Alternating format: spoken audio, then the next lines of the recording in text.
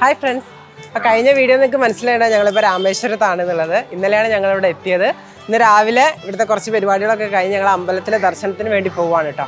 അപ്പോൾ രാമേശ്വരം എന്ന് പറഞ്ഞാൽ പിതൃതർപ്പണങ്ങൾക്ക് പേര് കേട്ട, ആ കർമ്മങ്ങൾക്കൊക്കെ പേര് കേട്ട ഒരു സ്ഥലമാണ് രാമേശ്വരം. പിന്നെ അതോടൊപ്പം തന്നെ 12 ജ്യോതിർലിംഗങ്ങളിൽ പ്രധാനപ്പെട്ട ഒരു അമ്പലം കൂടിയാണ് രാമേശ്വരം. രാമൻ്റെ ഈശ്വരനാൽ വാണരുളപ്പെടുന്ന സ്ഥലം എന്നാണ് രാമേശ്വരം അറിയപ്പെടുന്നത്. രാമേശ്വരം എന്നാണ് പേരെങ്കിൽ ഇവിടെ രാമക്ഷേത്രം അല്ല കേട്ടോ, ഇവിടെ ശിവക്ഷേത്രമാണ് ഉള്ളത്. ഇതിൻ്റെ കൂടുതൽ വിവരങ്ങളൊക്കെ നമുക്ക് വീഡിയോയിൽ വഴിയെ കാണാം. ഞാൻ Rashmi Manoj Kumar. Welcome to delicious destinies.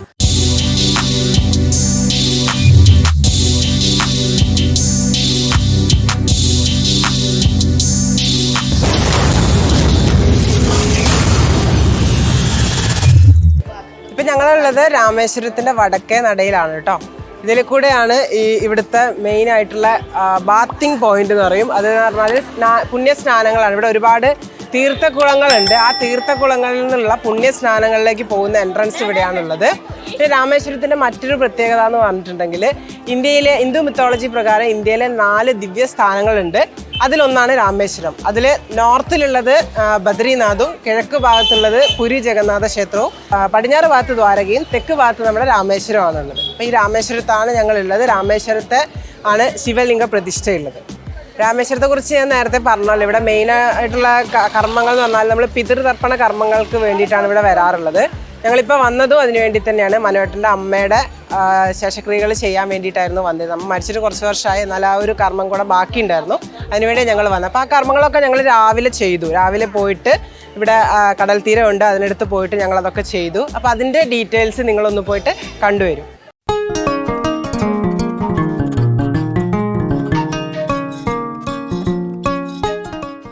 രാമേശ്വരത്ത് പിതൃതർപ്പണ കർമ്മങ്ങൾക്ക് വേണ്ടി വരുമ്പോൾ നമ്മൾ ആദ്യം തന്നെ നമ്മുടെ ശരീരം ശുദ്ധി വരുത്തേണ്ടതുണ്ട് കേട്ടോ. അതിനുവേണ്ടി ഇവിടെ ഒരു അഗ്നി തീർത്ഥം എന്ന് പറഞ്ഞാൽ ബംഗാൾ ഉൾക്കടലിൻ്റെ ഒരു ഭാഗം തന്നെയാണ് അതിനുവേണ്ടി ഇവിടെ ഉള്ളത്.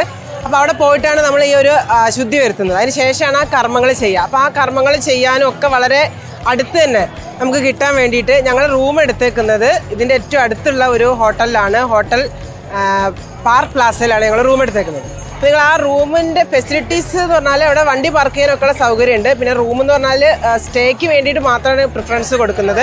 ഒരുപാട് ലക്ഷൂറിയസ് ആയിട്ടുള്ള റൂമൊന്നുമല്ല. കുറച്ചുകൂടെ ലക്ഷൂറിയസ് ആയിട്ടുള്ള ഹോട്ടലാണ് നിങ്ങൾ പ്രിഫർ ചെയ്യുന്നതെങ്കിൽ കടലിനോട് കുറച്ചുകൂടെ അടുത്ത് കിടക്കുന്ന ഈ അശോക ഹോട്ടലാണ് ഞങ്ങൾ സജസ്റ്റ് ചെയ്യുന്നത്. റൂമിൻ്റെ ഡീറ്റെയിൽസ് എല്ലാം ഞങ്ങൾ ഡിസ്ക്രിപ്ഷനിൽ കൊടുത്തിട്ടുണ്ട്. ഈ ഹോട്ടലുകളിൽ റൂം എടുക്കുന്നതിന് ഒരു പ്രത്യേകത ഉണ്ടെന്ന് കഴിഞ്ഞ വീഡിയോയിൽ ഞങ്ങൾ പറഞ്ഞിട്ടുണ്ടായിരുന്നു. അത് മറ്റൊന്നുമല്ല, ഇവിടെ നിന്നും വെറും 100 മീറ്റർ നടന്ന നമ്മൾ അഗ്നി തീർത്ഥത്തിലെത്തും. അഗ്നി തീർത്ഥം എന്ന് പറയുന്നത് ബംഗാൾ ഉൾക്കടലാണ്. അഗ്നി തീർത്ഥത്തിൽ മുങ്ങിയാണ് രാമേശ്വരത്തെ എല്ലാ ചടങ്ങുകളും തുടങ്ങുന്നത്. അഗ്നി തീർത്ഥത്തിൽ മുങ്ങി ശിവനെ ആരാധിക്കുന്നത് സന്താന ലബ്ധിക്ക് നല്ലതാണ് എന്നൊരു വിശ്വാസം കൂടി രാമേശ്വര തീർത്ഥാടനത്തിന്റെ ഭാഗമാണ്. ഇതിന് ഏറ്റവും അനുകൂലമായിട്ടുള്ളത് അമാവാസി ദിനവും അതുപോലെ തന്നെ പൗർണമി ദിനവുമാണ്. ബംഗാൾ ഉൾക്കടലിന്റെ ഈ ഭാഗം എന്ന് പറഞ്ഞാൽ കണ്ടില്ല, തിര വളരെ കുറവാണ്. അതാണ് ഇവിടുത്തെ ഏറ്റവും വലിയ പ്രത്യേകത. ഒന്ന് പേടിക്കാനൊന്നുമില്ല കേട്ടോ. ഞങ്ങളിനി ആ കർമ്മങ്ങളൊക്കെ ചെയ്യാൻ തുടങ്ങാണ്. അതിന്റെ ആദ്യ ഭാഗമായിട്ട് ഏട്ടൻ അമ്മയുടെ അസ്ഥി കടലിൽ ഒഴുക്കി. ഇനി ഞങ്ങൾ ഇവിടുന്ന് അഗ്നി തീർത്ഥത്തിൽ മുങ്ങി ശുദ്ധി വരുത്തിയ ശേഷം അവിടെ കർമ്മങ്ങൾ ചെയ്യുന്ന സ്ഥലത്തേക്ക് ഇരിക്കുകയാണ്. ഈറിനോട് കൂടിയിട്ട് വേണം നമ്മൾ കർമ്മങ്ങളൊക്കെ ചെയ്യാൻ വേണ്ടി ഇരിക്കാനായിട്ട്. ഞങ്ങളിവിടെ 7 ആൾക്കാരാണ് കർമ്മങ്ങൾ ചെയ്യാൻ വേണ്ടി ഇരുന്നത്. ഞങ്ങൾക്ക് ഇവിടെ 2000 രൂപയാണ് കർമ്മങ്ങൾക്ക് വേണ്ടി ചിലവായത്. അപ്പോൾ നമുക്കറിയാമല്ലോ, നമ്മൾ അറിയാത്തൊരു സ്ഥലത്ത് പോയാൽ തീർച്ചയായും നമ്മൾ പല സ്ഥലത്തും പല രീതിയിൽ പറ്റിക്കും. ഇവിടെയും അതിന് വലിയ വ്യത്യാസമൊന്നുമില്ല. ഇവിടെ പല റേറ്റും അവർ പറയും. കർമ്മങ്ങളുടെ അടുത്ത് നമ്മൾ കുറച്ചൊന്ന് വില പേശിയതിന് ശേഷം വേണം ഇരിക്കാൻ വേണ്ടിയിട്ട്, കർമ്മങ്ങൾ ചെയ്യാൻ തുടങ്ങാൻ വേണ്ടിയിട്ട്. ഒന്നുകിൽ ഇവിടെ അറിയുന്ന ആരെങ്കിലും ഉണ്ടെങ്കിലോ അല്ലെങ്കിൽ തമിഴ് ഫ്ലുവൻ്റായി സംസാരിക്കാൻ അറിയുന്ന ആളുണ്ടെങ്കിലോ നമുക്ക് ഈസി ആയിട്ട് അവരോട് വില പേശി ഉറപ്പിച്ചതിന് ശേഷം നമ്മൾ സ്റ്റാർട്ട് ചെയ്യാം.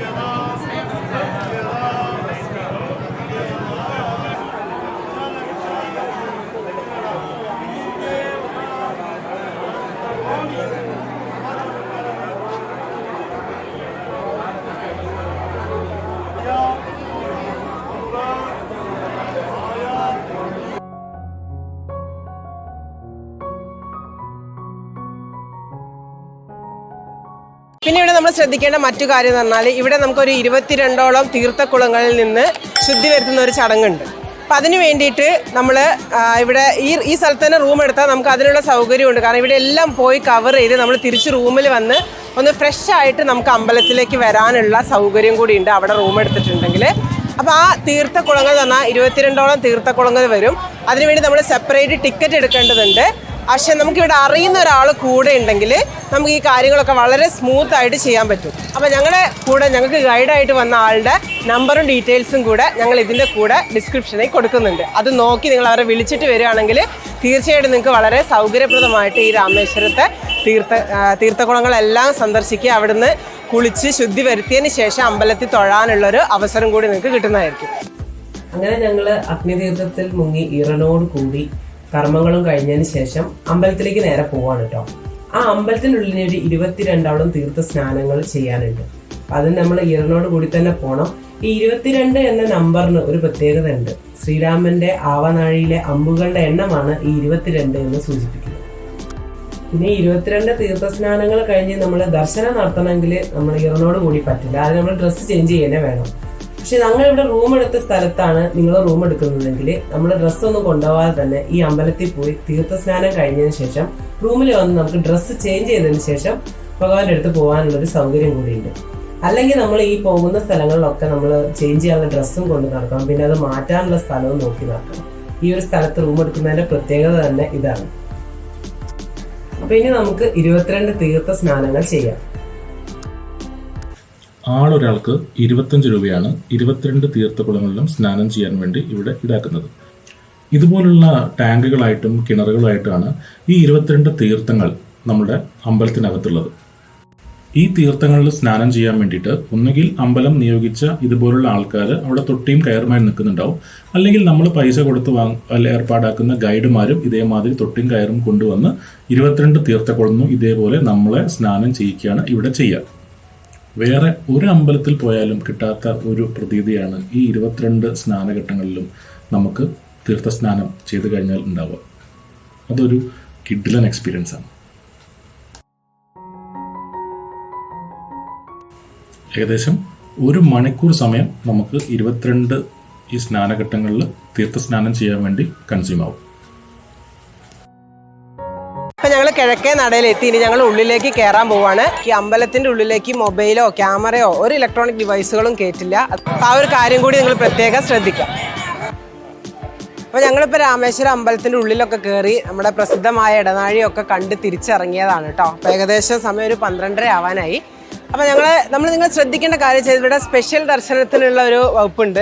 100 രൂപ ടിക്കറ്റ് എടുത്തിട്ടുണ്ടെങ്കിൽ നമുക്ക് പെട്ടെന്ന് തന്നെ കയറി തൊഴുത് വരാൻ പറ്റും. അതായത് നിങ്ങൾ കയറുമ്പോൾ ആ ഒരു സ്പോട്ട് ചോദിച്ച് 100 രൂപയുടെ ടിക്കറ്റ് എടുത്തിട്ടുണ്ടെങ്കിൽ നിങ്ങൾക്ക് പെട്ടെന്ന് തന്നെ ദർശനം കഴിഞ്ഞ് പുറത്തിറങ്ങാൻ പറ്റും. പുറത്തിറങ്ങി ഇവിടെ തന്നെ ബ്രേക്ക്ഫാസ്റ്റ് കഴിക്കാനുള്ള ഒരു ഹോട്ടലും ഉണ്ട്. കിഴക്കേ നടയുടെ തൊട്ടടുത്തായിട്ട് തന്നെ ഉള്ളതാണ്. അതിൻ്റെ ലിങ്ക് ഞങ്ങൾ ഡിസ്ക്രിപ്ഷനിൽ കൊടുക്കാം. നല്ല ഫുഡാണ് കേട്ടോ അവിടുത്തെ ഫുഡ്. അപ്പോൾ ഞങ്ങളിപ്പോൾ ഇറങ്ങിയപ്പോൾ ഏകദേശം 11:30-12 ആവാനായതുകൊണ്ട് ഞങ്ങൾ കുറച്ച് പേര് ബ്രേക്ക്ഫാസ്റ്റും കുറച്ച് പേര് ലഞ്ചും ഒക്കെ കൂടി വെച്ചാണ് കഴിച്ചത്. പക്ഷേ നല്ല ഫുഡായിരുന്നു. അപ്പോൾ നിങ്ങൾ അതൊന്ന് ട്രൈ ചെയ്യാം. പിന്നെ ഇനി രാമേശ്വരത്തെ കുറിച്ച് പറയാനുള്ളത് പറഞ്ഞാൽ രാമേശ്വരത്തിൻ്റെ ഐതിഹ്യമാണ്. ആ രാമേശ്വരത്തിൻ്റെ ഐതിഹ്യം എന്താണെന്നുള്ളത് ഇനി ഞാൻ പറയുന്നതാണ്. നിങ്ങളതൊന്ന് കണ്ടു നോക്കൂ. രാമേശ്വരത്തിൻ്റെ ഐതിഹ്യം രാമായണവും രാവണ യുദ്ധവും തമ്മിൽ ബന്ധപ്പെട്ട് കിടക്കുന്നു. രാവണനെ വധിച്ച ശേഷം രാമൻ അവരുടെ സൈന്യവും ഒത്ത് രാമേശ്വരത്തിൻ്റെ കടൽ തീരത്തെത്തി.